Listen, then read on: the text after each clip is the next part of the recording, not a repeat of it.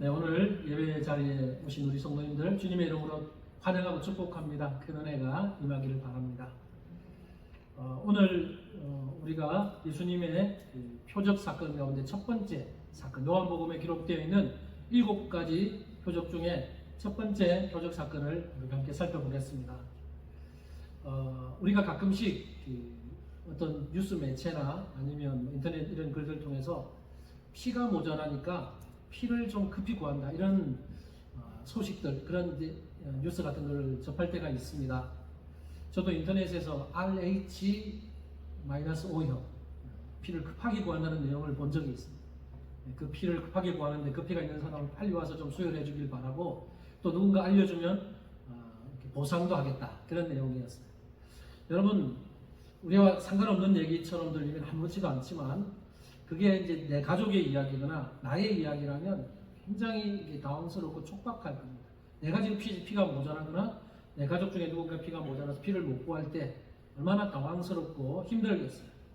아마 가족들이라면 입이 쩍쩍 마를 겁니다. 이 상황처럼 지금 뭔가 필요해요. 지금 이게 없으면 안 돼요. 근데 이걸 지금 구하기 힘든 상황 속에 있을 때 얼마나 힘들겠습니까? 오늘 본문 속에 그와 비슷한 그 상황이 연출되고 있습니다. 오늘 본문의 상황을 보면요, 피가 부족한 건 아니에요. 피가 없는 상황은 아닌데 잔치집에서 꼭 있어야 되는 포도주가 지금 없어서 난리가 난 상황이에요. 오늘 본문은 그 상황에 대해서 언급하는데요, 그 본문을 자세히 좀 보면서 함께 좀 나누겠습니다. 자, 먼저 본문 1절부터 4절은 어떤 결혼식 잔치가 열렸는데 그 혼인 잔치에서 포도주가 떨어진 상황을 오늘 본문에서 보도합니다. 누구의 결혼식인지 신랑의 이름은 밝히지 않아요. 한 이름이 알려지지 않은 한 익명의 신랑의 결혼 잔치가 열렸는데 거기에 예수의 어머니와 또 예수와 그의 제자들도 초대되어서 이 혼인 잔치에 와 있습니다. 아마도 예수님과 관련된, 예수님의 어머니와 관련되어 있는 친척이나 이런 사람들의 결혼식이 아닐까라고 추정해 봅니다. 어쨌든 지금 초대를 받아서 이 결혼식에 참석을 했어요. 근데 지금 분위기는 막 고조되고 있습니다. 흥이 나고 막 즐거워하고, 결혼식이니까 얼마나 즐겁겠어요. 그래서 이 결혼식의 분위기가 한참 올라가고 있는 분위기 속에 큰 문제가 발생합니다. 바로 결혼식 잔치에 꼭 있어야 되는 포도주가 뚝 떨어져 버립니다. 여러분, 포도주가 떨어진 이 상황에 대해서 어떤 사람들은 별것도 아닌 것 같고 호들갑이야, 빨리 가서 사오면 되지, 이렇게 생각하면 이 시대의 배경을 모르는 거예요.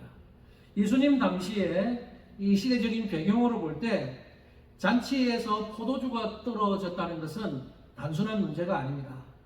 우리 요즘으로 하면 마트나 가게에 가서 포도주 쓰면 이렇게 포도주도 구할 수는 있어요. 빨리 구해올 수 있지만 예수님 시대에는 그 포도주가 떨어지고 나면 구하기가 힘든 상황입니다. 그 당시에 이 혼인 잔치에서 음식 준비하는 관습을 간단히만 설명해 보면요, 결혼식을 한다 그러면 결혼식 그 초대장을 아는 사람한테 보냅니다. 그러면 그 초대장을 받고 나중에 이제 고민을 하겠죠. 나 그때 참석할 수 있다. 훨씬 이전에 초대장을 보내는 거죠. 그래서 다시 나중에 하인들을 보내서 초대장 받았죠? 그날 올 수 있어요? 없어요? 물어요. 그래서 올 수 있다고 대답하는 사람들의 숫자를 어느 정도 파악한 다음에 그 정도 숫자를 가지고 음식 준비를 하는 거예요. 그러니까 딱 100명이 오겠다. 그럼 100명 정도의 음식을 준비하고 조금 여유 있게 준비하는 것이 일반적인 관습입니다. 자, 그런데 오늘 본문에서 포도주가 떨어졌다. 이거는 원래 오기로 되어 있는 예상 숫자만큼 준비를 했는데 그보다 훨씬 더 많은 사람들이, 못 오겠다고 온 사람도 왔을 수도 있고, 그런 상황임을 우리는 짐작해 볼 수 있어요. 어쨌든 오늘 본문에서 사람들이 많이 와서 그런지 아니면 기존에 있던 사람들이 포도주를 많이 먹어서 그런지는 모르지만 포도주가 다 떨어져 버렸어요. 여러분, 그 당시에 이 잔치집에서 포도주의 역할이 어떤 역할인지를 여러분 좀 아셔야 됩니다. 포도주의 역할을 비유로 들자면 어떤 분은 이렇게 비유를 들어요. 잔치집에서의 포도주의 역할은 전쟁터에서의 총알의 역할과 비슷하다. 좀 극단적인 비유일지 모르지만 그 정도라는 거예요. 그러니까 여러분, 이 전쟁터에서 총알이 없으면 이 전쟁은 패배하는 겁니다. 다 맞아 죽죠. 그만큼 잔치집에서 포도주가 떨어졌다는 것이 이 정도로 심각한 상황이라는 거예요. 그러니까 이 잔치집의 포도주는 필수품이라고 할 수 있어요. 네, 그 당시에 랍비들이 한 말은 이렇게 말합니다. 랍비들의 말이 뭐냐면 잔치집에 포도주가 없으면 기쁨이 없다. 그러니까 잔치집의 포도주는 사람들의 기쁨을 상징합니다. 나중에 한번 물어볼 거예요. 포도주가 뭘 상징한다고요?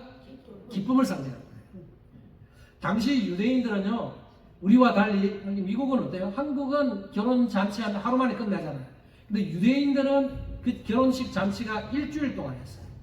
그리고 일주일 동안 하는 그 결혼의 그 모든 비용은 대부분 그 신랑 측에서 부담을 했습니다. 그것이 유대인 사회의 일반적인 관습이에요. 오늘 본문에서 포도주가 떨어진 시점이 정확히 언제인지는 밝히지 않아요. 막 잔치를 일주일 동안 하는데 한 2, 3일 정도 지나서 떨어졌는지 아니면 4, 5일째 포도주가 다 떨어졌는지 알 수는 없지만 아마 중간쯤 지나서 포도주가 떨어진 것이라고 예상해 볼 수는 있지만 정확하게는 알 수 없지만 분명한 것이 뭐냐? 그 유대 사회는 우리 한국 사회도 마찬가지로 체면을 중요하게 합니다. 체면을 중요하게 합니다. 이 체면 사회인데 그 유대 사회도 지금 손님들이 막 와 있고 이렇게 많이 모이는데 포도주가 떨어졌다. 그러면 이 결혼 잔치를 열었던 신랑 측에서는 체면이 완전히 구겨지는 거예요. 그리고 이 분위기도 완전히 엉망이 되는 겁니다. 포도주는 무슨 상징이라고요? 기쁨. 잔치집은 지금 기쁨이 가득해야 되는데 포도주가 딱 떨어졌다는 말은 이제 기쁨이 사라질 수 있는 위기의 체계입니다.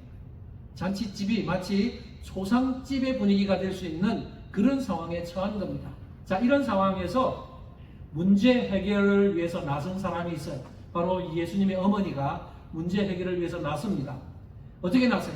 문제 해결을 위해서 예수의 어머니가 예수님께 보고를 했습니다. 오늘 보면 3절을 볼까요? 3절 보면 이렇게 봅니다. 포도주가 떨어진지라 예수의 어머니가 예수에게 이르되 저들에게 포도주가 없다. 마리아가 아들 예수에게 이 상황을 보고를 했어요. 학자들은 이 마리아의 이 보고에 대해서 두 가지 가능성을 제기합니다. 첫 번째는 어머니로서 그냥 아들에게 지금 상황을 보고하고 도움을 요청한 것이다 라고 보는 것이 첫 번째 견해예요. 여러분도 성경 이게 마태, 마가, 누가, 요한 복음 읽어 가다 보면 예수의 아버지인 요셉의 이름은 어느 순간 사라지고 안 나와요.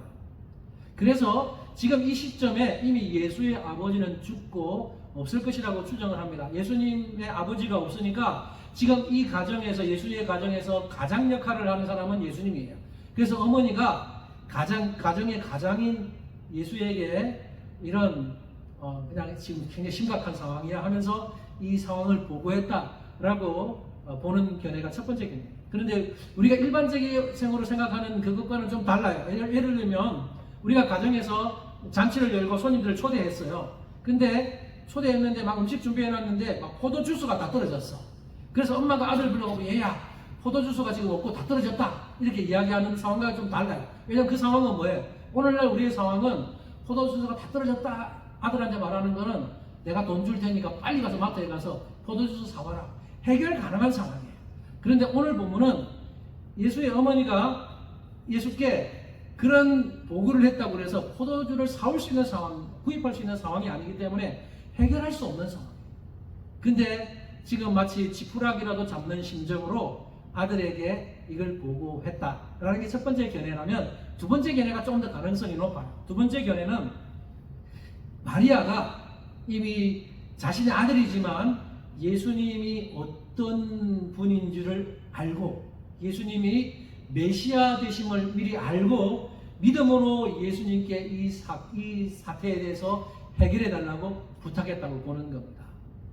여러분 성경에는 마리아가 자신의 아들인 예수를 구주로 영접했다 이렇게 정확하게 기록하고 있는 장면은 없지만 우리는 여러 부분을 통해서 짐작해 볼 수 있어요. 마리아는 굉장히 세심하게 예수님을 눈여겨봤어요. 예를 들면 누가복음 2장에 보면 예수님이 태어날 때 그 천사가 목자들 앞에 나타나서 예수의 탄생을 알립니다. 그리고 목자들이 찾아와서 그 예수님께 경배하죠. 아기 예수께 경배하는데 그때 이 목자들이 천사들에게 들은 얘기를 쫙 전합니다.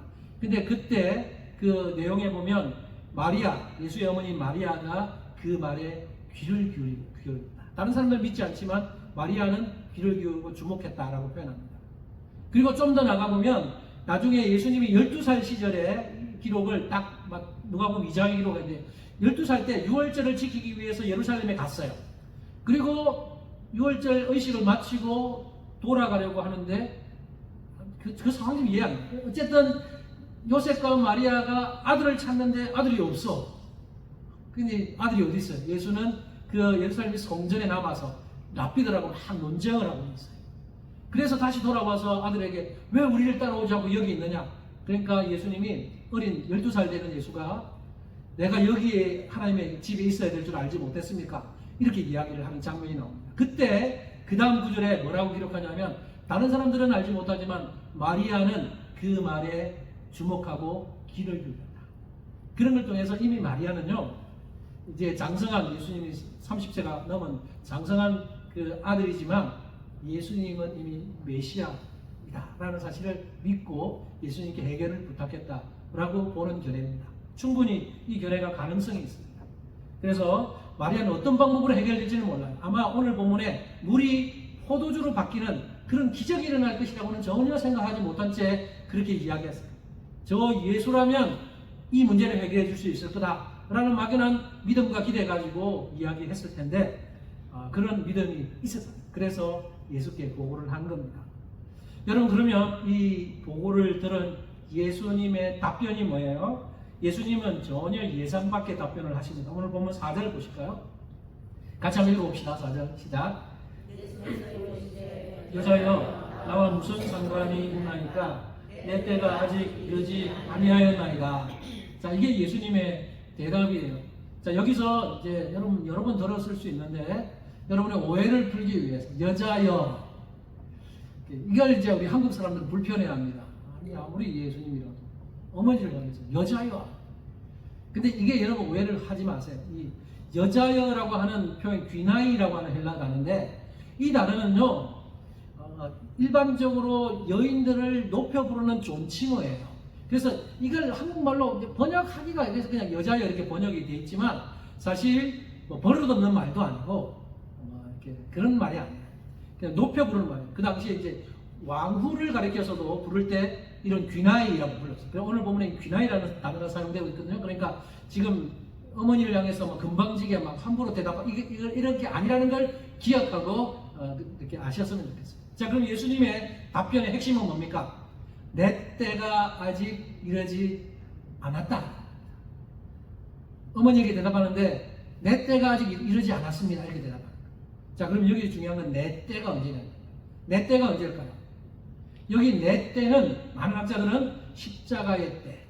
그러니까 예수님이 우리를 위해서 십자가에 못 박혀 죽으시고 또 나중에 부활해서 하늘로 올라가신 영광의 때가 바로 내 때예요. 그때는 아직 이르지 않았다는 거예요. 그때가 언제 올까요? 이때가 예수님의 그 공생의 초기라고 보면 그때는 아직 2, 3년이 더 남았어요. 2년 정도 더 남았어요. 그러니까 내 때가 아직 이르지 않았다라는 이 대답을 통해서 예수님은 간접적으로 말한 거예요. 나는 상관이 없으니까 정중하게 거절을 하신 겁니다. 예수의 어머니 마리아의 입장에서는 이 거절의 말을 듣고 좀 충격을 받았을지도 몰라요. 그러나 그 마리아의 반응을 보면 굉장히 놀랍습니다. 오늘 보면 5절부터 10절이 마리아의 반응과 그 결과에 대해서 알려줍니다.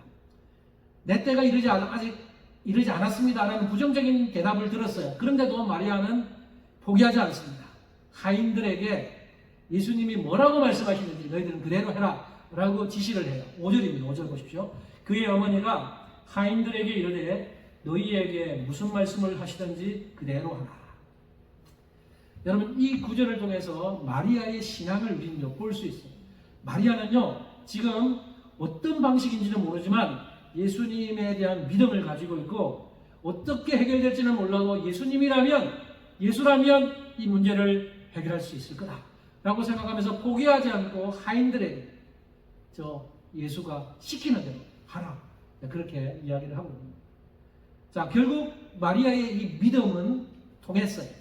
마리아의 이 믿음이 예수님의 마음을 움직였고, 내 때가 아직 이르지 않았기 때문에 예수님은 잠잠 또 가만히 있을 수도 있지만, 그 마리아의 기대와 믿음 때문에 예수님이 어떤 액션을 취하십니다. 그것이 7절부터 10절입니다. 제가 읽어볼 테니까 너도 한번 따라보십시오. 한번 보십시오.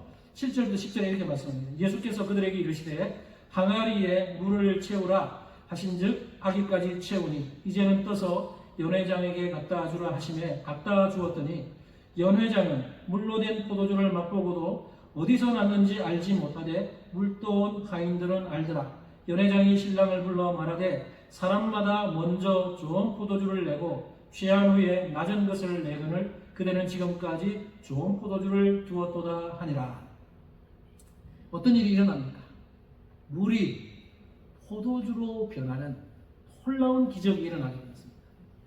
여러분, 당시 유대인의 관습에 보면 잔치집이 있어요. 그리고 어떤 집집마다도 있지만 손님이 오면 손을 씻도록, 그리고 다른 사람들도 밖에 외출했다가 나가면 손을 무조건 씻게 되어 있어요. 그래서 집 앞에다가 물을 이렇게 준비해 놓고 더러워진 때가 묻은 먼지가 묻은 손을 씻도록 준비되어 있는 통이 있는데, 오늘 본문에서도 그 통이 준비되어 있었어요. 항아리가 준비되어 있는데, 오늘 1절 아침 6절에 보면 항아리 6항아리가 그 잔치집 앞에 있어서 손님들이 오면 그 손을 씻고 들어가도록 그렇게 6개의 항아리를 준비해 놨다고 말합니다. 손님들의 먼지 묻은 손을 씻는 물이, 근데 그 물이 어떻게 돼요? 뭘로 바뀌어요? 포도주로 바뀐 거예요. 이거는요, 여러분 절대 놀라지도 않죠. 나하고 저는 생각을, 이건 정말 놀랄 만한 일인데, 우리는 이제 당연시 이게 놀라지도 않습니다. 근데 이게 정말 기적이에요. 엄청난 기적이죠. 근데 이렇게 놀라운 기적이 일어난 이유가 어디 있습니까? 1차적으로 예수님 능력 때문에 이게 일어나지만, 그 배경에는 마리아의 적극적인 믿음과 그리고 그 하인들의 순종, 무엇을 시키든지 그대로 해라, 순종이 있었어요. 만약에 하인들이 순종하지 않았다면 이런 일이 일어나지 않을 거야. 예수님을 향해서 항변하면서 예수님, 이 물을 왜 떠다 달라고 가지고 가라 그럽니까? 내가 이 물 떠가지고 가서 연회장에 갖다 줬을 때 이 연회장이 우리에게 노하면서 장난치냐 이러면서 막 우리한테 야단치면 우리 큰일 납니다 하면서 안 갖다 주면 큰일 나는 거죠. 근데 그걸 그대로 순종해요. 그래서 마리아의 믿음과 하인들의 적극적인 순종이 이런 놀라운 기적을 베풀게 만든, 예수님의 마음을 움직이도록 만들었던 겁니다. 만약 마리아가 예수님의 말로 내 때가 아직 이르지 않았습니다 라고 말을 들었을 때 안 되는구나 하고 포기해버렸으면 어떤 일이 일어났을까요? 지금 잔치집은 엉망이 되었을 거예요. 그죠? 잔치집은요, 포도주가 모자라서 분위기가 엉망이 되었을 거고 불평불만이 막 넘쳐났을 겁니다. 그리고 연회장은 신랑 불러가지고 이게 많은 짓이야. 지금 포도주를 준비 안 해놓고 이러면서 연회장이 신랑을 막 야단쳤을 수도 있어요. 하지만 이런 잔치집이 초상집으로 바뀔 수 있는 그런 위기 상황 속에서 이 마리아의 믿음과 하인들의 순종으로 말미암아 오히려 더 큰 기쁨을 누리게 되는 그런 놀라운 일이 일어나게 된 겁니다. 여러분, 이런 일들 오늘날 일어날 수 있을까요? 없을까요? 물론 초자연적인 기적은 오늘날은 많이 우리가 경험할 수 없을지라도 여전히 소수의 마리아와 같은 사람의 믿음과 그리고 하인들과 같은 사람들의 순종이 곁들여지면 이처럼 놀라운 기적과 같은 일들이 오늘날에도 여전히 일어날 수 있다는 겁니다. 여러분께 질문해 볼까요? 여러분이 지금 이 결혼식 잔치에 와 있어요. 여러분이 결혼식 잔치에 와 있다 그러면 어떤 사람들로 와 있고 싶어요? 결혼식을 준비하는 입장이고 싶습니까? 아마 많은 사람들은 나는 연회장이나 손님의 입장에 있고 싶다 이렇게 말할지 몰라요. 왜냐하면 맛있는 거 먹고, 그죠? 그리고 이 손님들은 뒤에까지도 엄청 맛있는 포도주를 먹었거든요.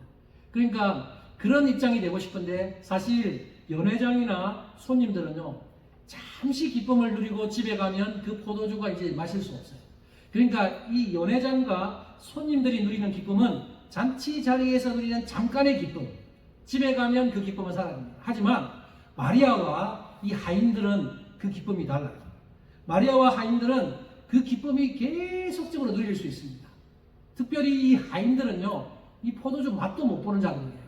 하인들은 포도주 맛을 볼 수 없는 자격을 가진 종들이기 때문에 그냥 떠다주고 그냥 서브만 하는 그런 사람들이기 때문에 포도주가 얼마나 맛있는지 그 맛은 못 느낄 수 있지만 그보다 훨씬 더 큰 기쁨, 예수님으로 말미암아 본 그 놀라운 기적들로 말미암아 예수님이 어떤 분인지를 알고 또 이 기적으로 말미암아 마음속에 표현할 수 없는 엄청난 기쁨들을 계속 평생 그들의 가슴속에 누렸을 것입니다. 저는 여러분들이 어떤 기쁨을 누리기를 원하느냐, 눈에 보이는 잠시의 기쁨보다 말로 닿을 수 없는 영원한 기쁨을 누리게 되는 모든 성도님들 되기를 간절히 바랍니다. 자, 그러면 오늘 본문에서 너무나 중요한 얘기를 하나 하겠습니다. 물이 포도주로 바뀌었어요. 자, 그러면 물이 포도주로 바뀐 의미가 뭔지를 한번 좀 돌아봅시다. 신학자이자 훌륭한 강해 설교자인 제임스 보이스 목사님은 이 사건에서 뭐에 주목하냐 하면 예수님이 그 포도주로 바꾸신 그 물이 든 항아리, 그 항아리에 집중합니다. 왜 그럴까요? 예수님이 굳이 유대인들이 정결 예식으로 사용하는 그 항아리에 있는 물을 포도주로 바꾼 것에 그 이유가 있다는 겁니다. 여러분 그 생각해 보신 적 있으세요? 그냥 가인들에게 너 저 우물가에 가서 우물에서 물 떠와서 그 용기에 담아서 갖다 줘 이렇게 할 수도 있는데 하필이면 그 물을 갖다 주라고 한 그 항아리가 뭐냐 하면 그 사람들의 더러워진 손을 씻는 물, 그 물 항아리를 갖다 주라고 한 거예요. 이건 분명한 의도가 있다는 거예요. 그것은 바로 유대인들의 헛된 의식과 복음의 능력의 차이를 선명하게 대조적으로 보여주기 위한 것이라는 겁니다. 그는 이렇게 말해요. 제임스 보이스의 말을 한번 들어보십시오. 제가 자막을 준비했는데 이렇게 말합니다. 유대교는 여전히 하나의 종교 체계로서 존재하였지만 사람의 마음을 위로하는 데는 아무런 일도 하지 못했다. 유대교는 그 당시 차갑고 기계적인 고정관념으로 타락되어 전적으로 하나님 안에 있는 기쁨이 메말라 있었다. 이스라엘은 결혼식의 기쁨도 상실하고 있었다. 여러분 유대교는요 의식을 굉장히 중요하게 여기는 종입니다. 그래서 유대인들은 뭘 중요하게 할례 받아야 된다. 할례 받아야 구원받는다. 그리고 뭐 율법을 지켜야 된다. 이런 의식적으로 실제로 마음은 진심도 없으면서 겉으로 행하는 형식적인 절차들만 중요하게 여겼어요.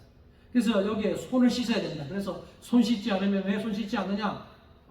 그렇게 따지는 그게 사실은 핵심이 아닌데 유대교는 겉으로 드러나는 정결의식이나 할례와 같은 형식적인 것들을 너무나 중요하게 여기는 사람들이었어요. 그런데 실제적으로 사람들의 진정한 기쁨을, 참된 기쁨을 주는 그런 역할을 하지 못했다는 거예요. 사람들의 더러워진 손을 씻어주는 물은 많이 있었지만 사람들에게 참된 기쁨을 주는 포도주는 떨어져 버린 것이 바로 유대교의 실상이라는 거예요. 이것은 율법과 형식과 거칠에 집중하고 있는 유대인들의 실상을 보여주고 있는 사건이에요. 여러분 항아리 속에 물이 아무리 많아도요 그 물은 겉만 깨끗하게 할 수 있는 거지 속을 깨끗하게 변화시키지는 못합니다. 그 물로 더러워진 먼지는 씻어낼 수 있어요. 하지만 더러워진 마음의 어떤 모든 먼지들, 마음의 영적인 것들은 씻어낼 수 없다는 겁니다. 이 유대인들이 중요하게 여겼던 그 정결 예식을 위한 물은요 겉모습은 깨끗하게 할 수 있지만 속사람은 깨끗하게 할 수 없다는 거예요. 근데 주님께서 바꾸신 그 포도주는 어때요? 예수님께서 바꾸어내신 그 포도주는 사람들을 풍성하게 만들고 기쁨과 행복을 가져다 주는 것입니다. 그래서 물을 포도주로 만들 때 굳이 그 정결 예식으로 사용되었던 그 물을 포도주로 만드신 이유가 여기에 있는 것입니다. 여러분 D.A. 칼슨이라고 하는 유명한 신학자가 한 말을 한번 제가 들려드리겠습니다. 그는 이렇게 말합니다. 물은 유대 율법과 관습으로 이루어진 옛 질서를 상징하는데 예수께서는 바로 그 옛 질서를 더 나은 것으로 대체하셨다. 물은 유대교를 상징하고 옛 질서를 상징해요. 포도주는 완전히 바뀐 새 질서, 하나님 나라 새 나라를 상징하는 거예요. 예수님 그렇게 바꾸셨다는 거예요. 이해가 되십니까? 그래서 오늘 여러분이 이 사건을 바라볼 때 그냥 우리 포도주로 바꾸는 놀라운 기적이 일어났구나, 이 정도만 보면 안 되고 이 사건 속에 어떤 의미가 숨어 있는지를 알고 나면 좀 더 풍성한 의미를 누릴 수 있게 됩니다. 이 사건을 통해서 예수님은 자신이 누구신지를 드러내셨어요. 예수님이 누구라고요?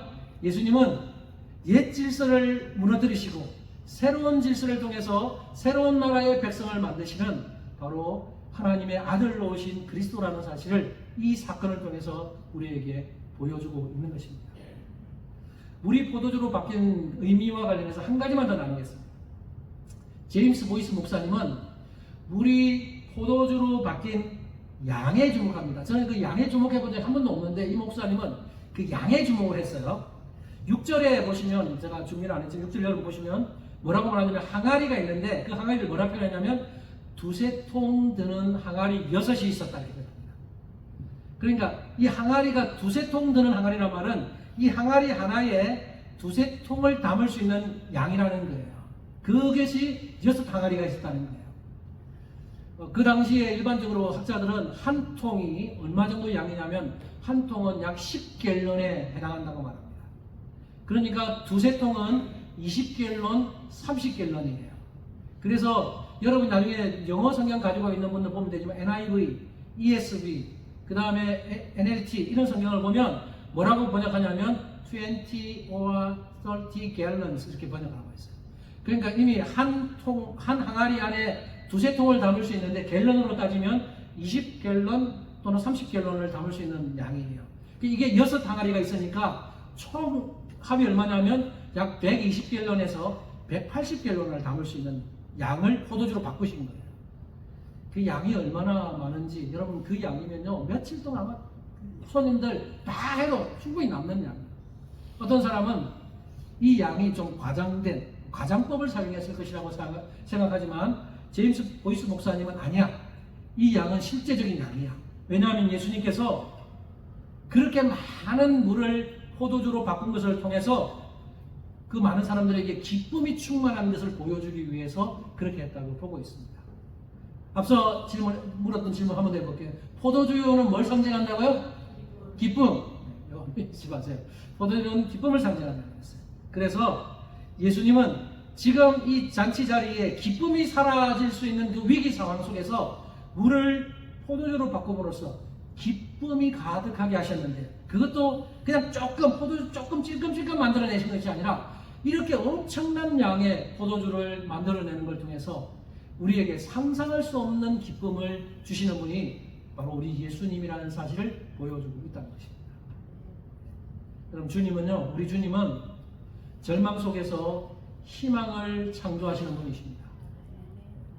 슬픔 속에서 기쁨을 창조해내시는 분이 우리 예수님이세요. 믿습니까? 그리고 조금만 기쁨 주고 조금만 주는 게 아니라 엄청나게 많은 그 기쁨과 희망으로 주시는 분이 우리 주님이라는 사실을 기억하시기 바랍니다. 자, 오늘 본문의 결론 봅시다. 11절. 요한은 이 본문을 마무리하면서 이렇게 결론을 냈습니다. 예수께서 이 첫 표적을 갈릴리 가나에서 행하여 그의 영광을 나타내심에 제자들이 그를 믿으니라. 자, 제가 여기 첫 표적에 좀 강조를 했습니다. 자, 지난번에 이야기했는데 기억하시죠? 요한은 특별히 예수님께서 행하신 기적 사건을 표적이라고 표현했어요.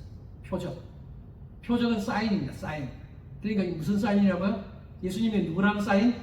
하나님의 아들이고 그리스도라는 사인이라는 거예요. 그래서 이 첫 기적을 이렇게 표현할 수 있을 거예요. 그러나 요한은 이 첫 표적이라고 말하면서 이 첫 표적을 행하신 예수님은 하나님의 아들이고 그리스도다라는 것을 보여주는 거예요. 오늘 제가 설교 제목을 물질의 질을 초월하신 예수님 이렇게 붙였어요. 지금 이 사건은 물질의 질을 초월하신 겁니다. 여러분, 물이 얼음으로 변하고 물이 수증기로 변하는 거 기적입니까? 기적 아니에요. 그죠? 날씨가 추우면 물이 얼음으로 변해요. 날씨가 더우면 물이 수증기로 변해요. 이건 기적이 아니에요. 이건 물리적인 변화. 그러나 물이 포도주로 변하는 것은 물리적인 변화가 아니라 화학적인 변화예요. 이거는 가만히 있으면 변화되는 게 아니에요. 그죠? 제가 여러분 참고만 하세요. 저도 머리 아픈데 분자식을 하나 좀 준비해봤어. 자, 포도당과 알코올과 물. 포도당은 C6H12O6. 이게 뭐냐면 포도당은 어떻게 구성되어 있냐? 탄소 6개, 수소 12개, 산소 6개로 구성되어 있대요. 알코올도 산소, 탄소, 수소로 다 있죠. 근데 물은 우리가 잘 알던 물은 H2O라고 하는데 물은 수소 2개와 산소 하나로 구성이 되어 있어요.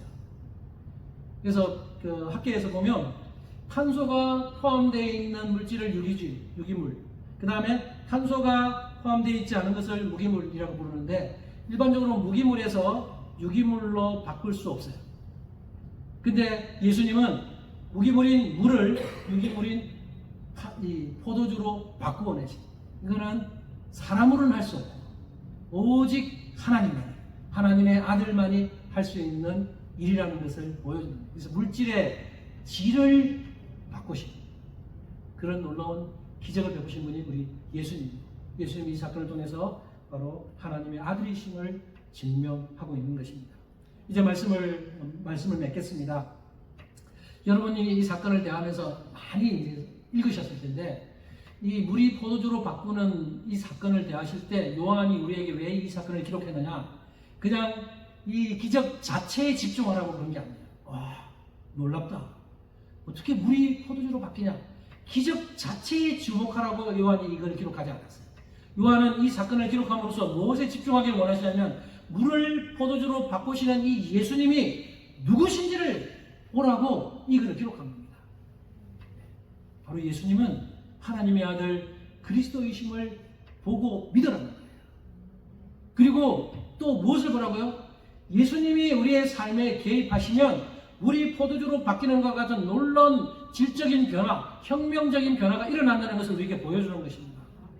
네, 여러분에게 적용 질문을 하면서 마무리하겠습니다. 여러분은 예수 그리스도를 통해서 물이 포도주로 변하는 것과 같은 질적인 변화를 경험하셨습니까? 예. 많은 분들은 아멘. 또 어떤 분은 자신 없어서 대답 안 하고. 우리는요, 이런 변화가 있어야 돼요. 우리 삶에 예수님이 우리 인생에 들어오셨을 때 물이 포도주로 바뀌는 것과 같은 이런 단순한 변화, 질적인 변화, 혁명적인 변화를 경험하고 사는 사람들이 바로 우리 그리스도인들이에요. 어떤 사람들은 교회에 10년, 20년 다녀도요, 이 물이 포도주로 바뀌는 것 같은 이 변화를 경험 못하고 살 수도 있어요. 이게 좀 의미 있게 들으셔야 됩니다. 교회를 아무리 오래 다닌다고 해서 이 변화가 저절로 일어나는 게 아니에요. 예수님이 여러분의 삶에 인격적으로 들어오고 삶에 인격적으로 영접하셔야 이런 일이 일어나는 거예요. 교회를 5년, 10년 다녀도요, 뭐 물론 말씀 듣고 오늘 감동받았어. 오늘 정말 은혜 받았어. 이렇게 말할 수 있어요. 그리고 나 오늘 교회 섬겨야 되면서 봉사도 할 수 있어요. 그러나 그런 사람이 또 금방 또 식어져가지고 또 막 교회를 떠나버릴 수도 있고 이런 일이 일어나는 이유가 뭐예요? 아직까지 예수님을 통해서 그런 내면의 속사람이 변화되는 나의 옛사람이 죽고 속사람으로 다시 태어나는 이 중생의 경험을 하지 못하면 잠시 뜨거워졌다가 뜨거워 열심을 품었다가 또 어느 순간 막 식어버려서 한다고 교회 욕하고 떠나고 이런 일이 일어날 수 있는 거예요. 그러나 참으로 변화된 사람은 그러지 않아요. 저는 여러분들이 참된 변화가 일어났다고 믿습니다. 정말 우리에게 필요한 것은 예수 그리스도가 내 인생에 들어와서 내 인생이 송두리째 혁명적인 변화가 일어나야 돼요. 단순히 조금 바뀌는 것이 아니라 나의 옛 고집들, 옛 모습들이 단지 사라지고 내가 예수 믿기 전에 했던 모든 것들이 사라지고 예수님을 통해서 새롭게 변화되고 바뀌어지는 혁명적인 변화가 일어나는 것이 참된 그리스도인에게 나타나는 현상이어야 한다는 겁니다. 저 여러분에게 그런 변화들이 일어나고 있고 일어났었고 앞으로도 그렇게 지속적으로 그런 변화들이 있으리라고 믿습니다. 예. 여러분 오늘 이 사건을 기억하면서 예수님이 우리의 삶에 들어오셔서 여러분을 날마다 변화시켜 놓으시고 우리가 그래서 예수님 닮아가고 주님과 함께 기쁨을 누리게 되는 모든 성도님들 되시기를 주님 이름으로 축복합니다. 아멘. 같이 한번 기도하겠습니다.